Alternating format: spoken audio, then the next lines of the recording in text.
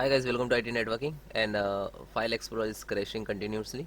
So first solution is click to start button, type file X, this is options. Okay, open. So guys, click to clean. Actually this is clear by cache. Okay, clear. Then okay. Next guys, click start button, type cmd and right click to run as administrator.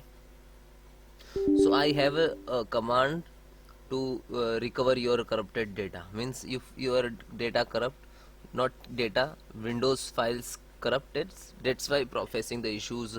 File Explorer is not running properly, not open properly, some crashing errors. Okay, so I have to command to type one by one. So there are 4 command and to type one by one. First this copy, and you do not control V to copy, you just right click to administrator, edit and then paste, then guys enter. So now some percentage type to start and uh, re, uh, re, restore automatically. Okay,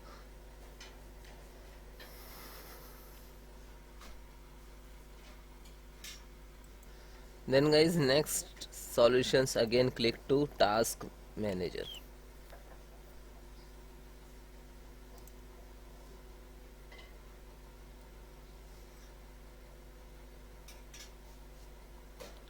So find file explorer and right click to restart.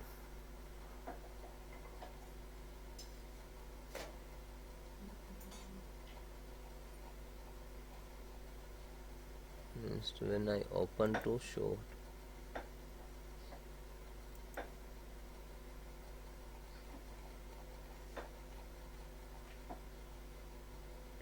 so this is right click to restarts. Okay, and then close and restart your system and the problem solved.